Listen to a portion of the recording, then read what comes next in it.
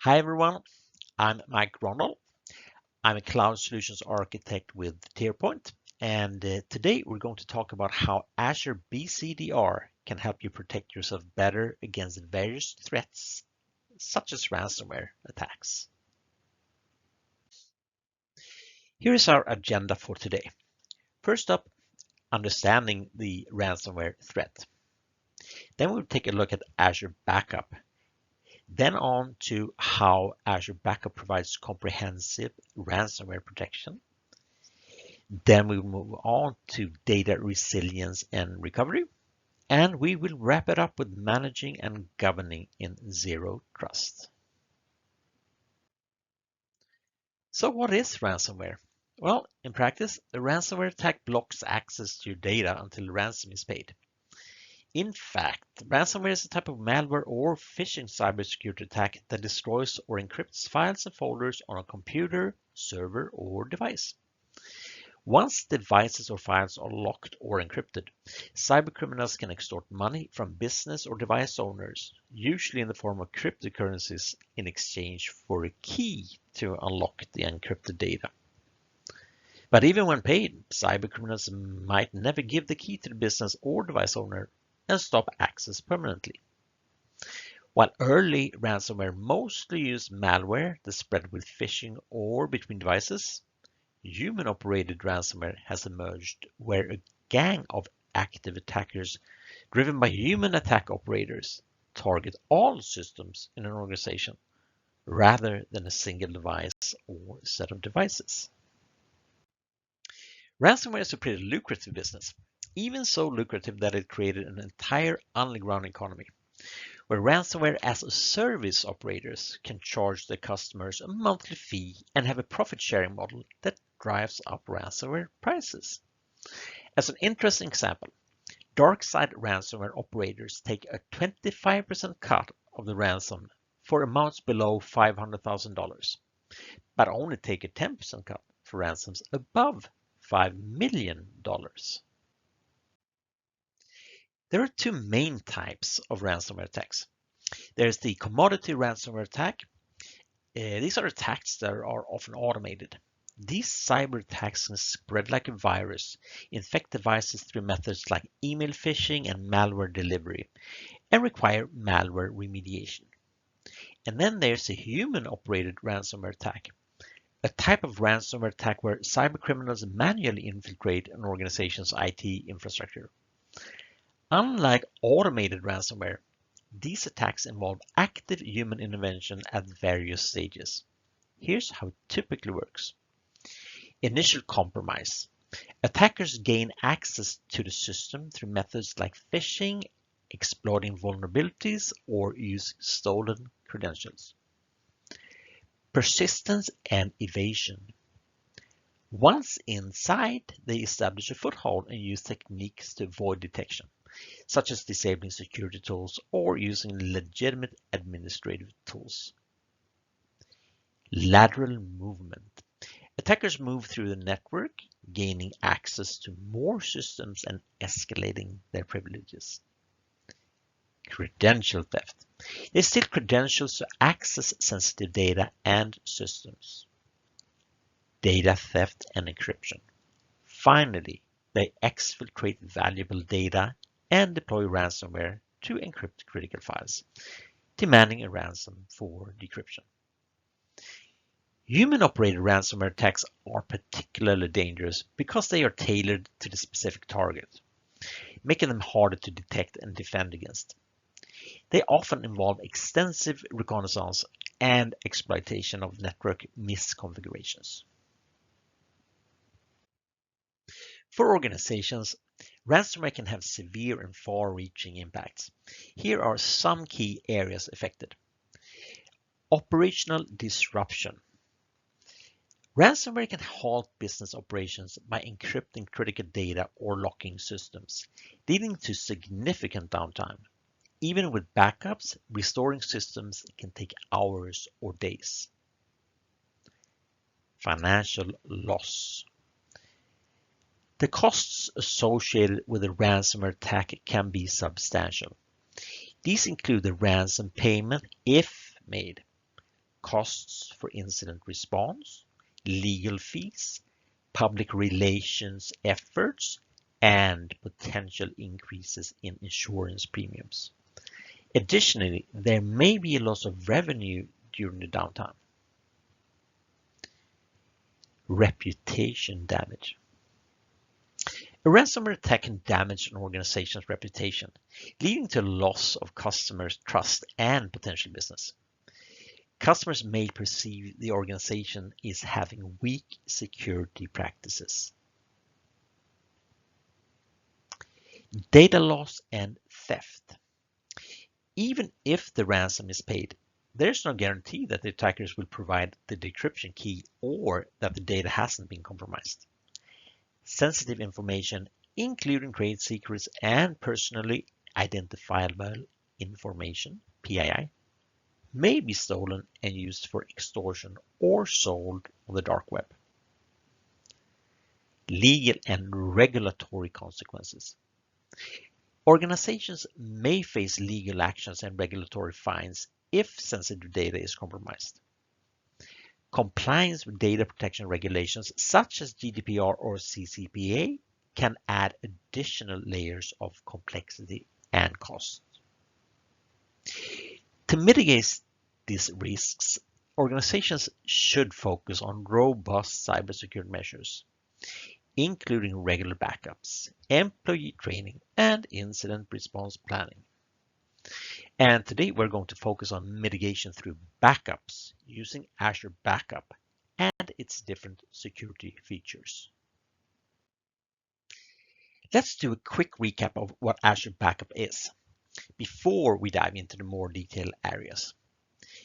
Azure Backup is a secure, one-click backup solution that scales based on your storage needs. Easily define backup policies and protect a wide range of workloads. Organizations can backup data-intensive workloads without additional infrastructure. Easily restore data with application consistency for both Windows and Linux. Help protect against ransomware with built-in security based on zero trust principles. Encrypt and retain data for extended periods. And efficiently manage backups with a central cloud portal. Using Azure Backup, you can back up a variety of cloud workloads such as Azure VMs, databases like SQL and SAP HANA running inside Azure VMs, as well as PaaS resources like Azure Files, Azure PostgreSQL databases, Azure Disks, and Azure Blobs. You can also back up on-premises servers with Azure Backup, which gives you the added benefit of having backups that are stored in a different location than your servers. Azure Backup takes care of end-to-end management of backup data. You have various options to choose from in terms of redundancy, as well as access tiers. You also get various security options built in to control who can access your backups, encryption and securing against deletions and ransomware. We will talk more about these and other security features you can leverage later in the presentation, and which is what this webinar is about. But before we get there, let's take a look at why you need BCDR in the first place. So apart from various traditional factors that require you to have a BCDR strategy, there are newer challenges that we need to address nowadays. With rapidly growing data estates, it is important that your BCDR strategy can scale accordingly. The world is witnessing an increased number of cyber threats that have also, unfortunately, become extremely sophisticated with time. And lastly, your organizations might have several internal and external compliance requirements to meet. As a result of all these, you will also see various international standards like NIST and CIS recommending that you have a robust BCDR strategy in place, and this is where Azure BCDR can help. While Azure BCDR includes Azure Backup and Azure Site Recovery, in this particular webinar, we're going to talk about Azure Backup and the security capabilities it offers. to help you protect yourself better from various threats. Now, backups are considered to be your last line of defense, so it's absolutely necessary to make sure that your backups are well protected against any unauthorized accesses, data exfiltration, or malicious actors trying to tamper and encrypt your backups. The good part is that Azure Backup provides you a variety of out-of-the-box security capabilities that can help you protect from all of these threats systematically and effectively. And here's a quick view of how it helps you do that. By giving you more control on who can access your BCDR data and who can perform operations on it. By giving you options to perform backup securely, and by helping you make sure that your backup data is kept away from production workloads to provide better chances of recovery in cases of attacks. In addition to these, backup can also help you govern better with built-in alerting and reporting and meet your compliance requirements effectively.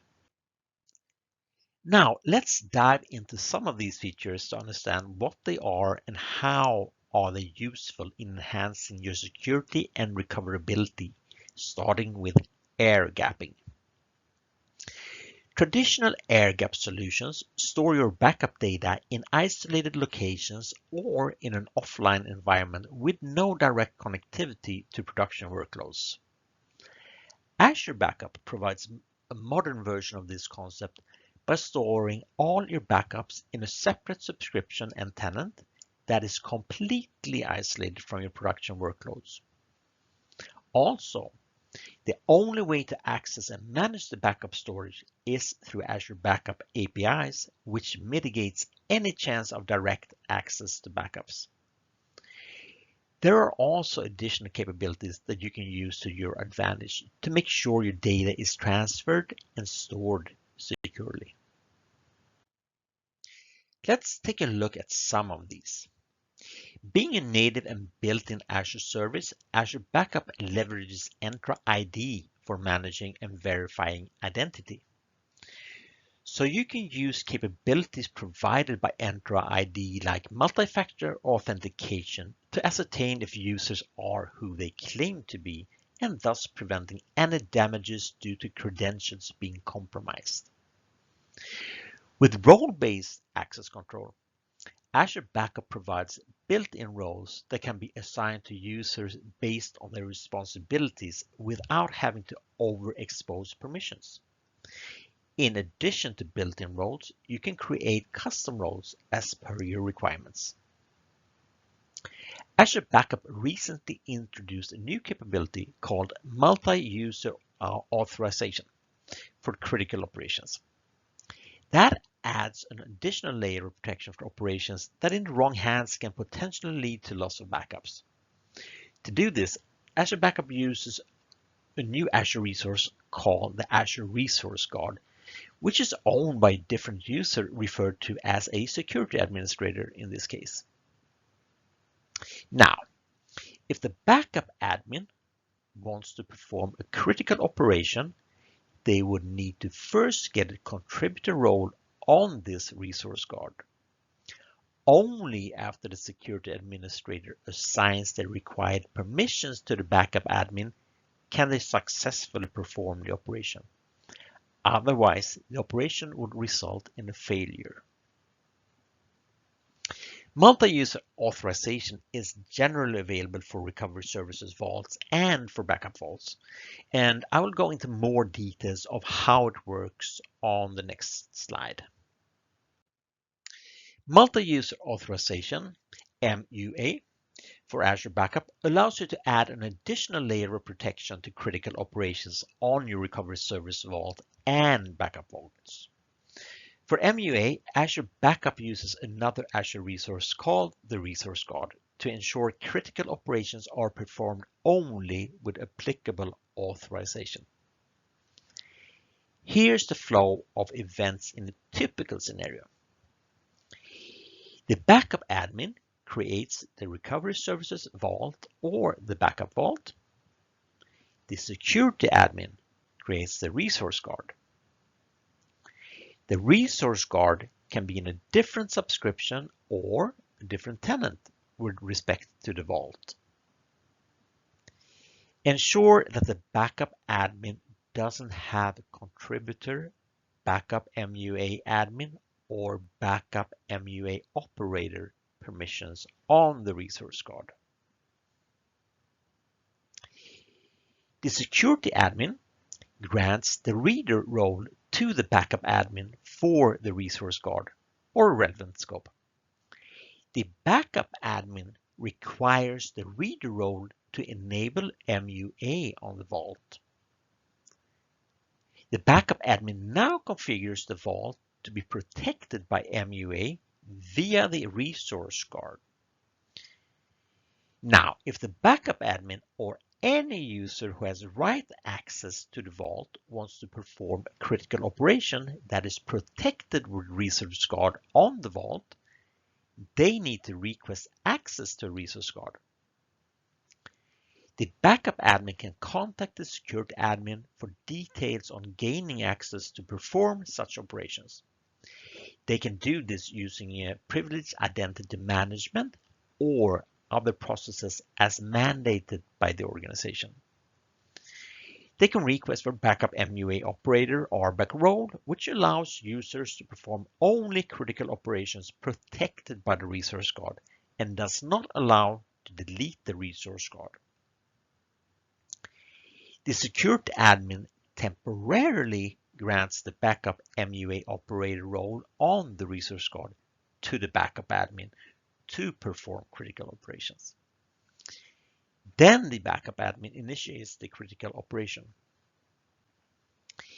The Azure Resource Manager checks if the backup admin has sufficient permissions or not. Since the backup admin now has backup MUA operator role on the resource guard, the request is completed. If the backup admin doesn't have the required permissions or roles, the request will fail. The security admin must ensure to revoke the privileges to perform critical operations after authorized actions are performed or after a defined duration. You can use just-in-time tools, Microsoft Entra Privileged Identity Management, to ensure the same. Encryption is another key aspect to keep in mind when talking about transferring and storing backups. Your backup data is always encrypted at risk using AES-256 encryption. By default, this is encrypted using Microsoft Managed Keys. Also, all the communication and data transfer is done securely using the latest versions of TLS. In addition to the capabilities available by default, you can opt to use your own encryption keys stored in the Azure Key Vault. You can also opt to use double encryption, which adds another layer of infrastructure encryption using a separate set of cryptographic library. Azure Backup also supports backup of encrypted workloads like virtual machines using Azure Disk Encryption or CMK encrypted disks and databases that use transparent data encryption.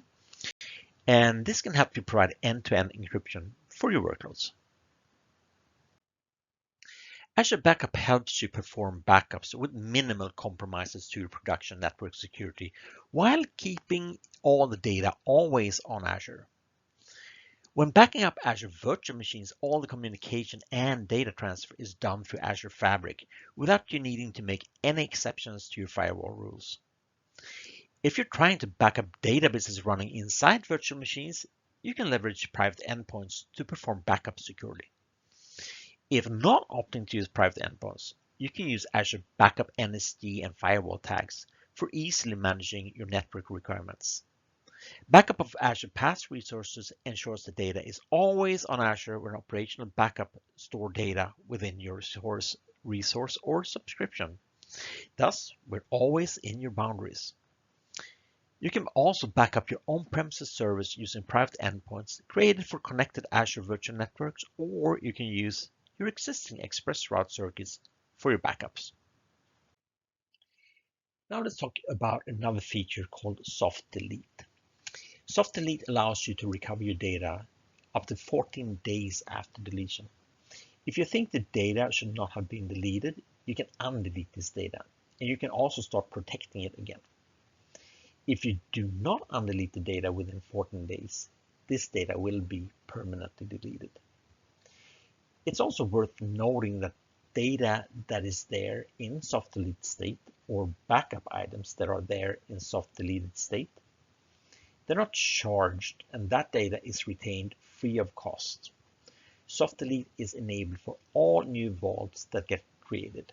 However, you can disable it as needed. You can also protect disabling of soft delete by multi-use authorization for backup that we discussed earlier to protect if any unauthorized attempts are made to disable it. Enhanced soft delete improves upon the existing soft delete offering by providing a way to make it irreversible. So once the soft delete is enabled and selected to be always on, it cannot be reversed. This helps further prevent any malicious actors from disabling soft delete and proceeding to delete your backups. Enhanced soft delete also allows you to provide a custom retention period for your soft deleted data, plus increasing your chances of recovering from threats, such as advanced persistent threats. Enhanced soft delete is now generally available for recovery services vaults as well as backup vaults. Azure Backup have another key capability in the form of immutable vaults to help you protect your backups against various internal and external attackers. Immutable vaults help you ensure that the recovery point that is once created cannot be deleted before its set expiry. And this expiry is in turn governed by the backup policy that was active at the time of creation of this recovery point. This results in certain operations being disallowed on a vault that is configured to be an immutable vault, such as modifying and changing backup policies to reduce retention or stopping and deleting backups for a backup item. Such operations will be blocked since they can result in loss of backup data. Once you're convinced about enabling immutability permanently on a vault, you can choose to make it irreversible. In addition to maintaining security of backups, Azure Backup also helps you govern your Azure environment to ensure that all your resources are compliant from a backup perspective. And you can use Azure policies to help you do so. Further, Azure Backup also helps you keep track of compliance of your resources on all the built-in policies for backup.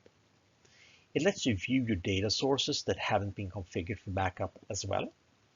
You can also use Azure policies to make sure your vaults are using the required security capabilities they ought to be using as per your organization's guidelines, like encryption using customer managed keys, private endpoints, etc.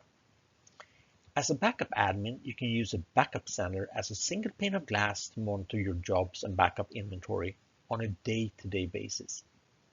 You can also use the backup center to perform your regular operations, such as responding to on-demand backup requests, restoring backups, creating backup policies, and so on.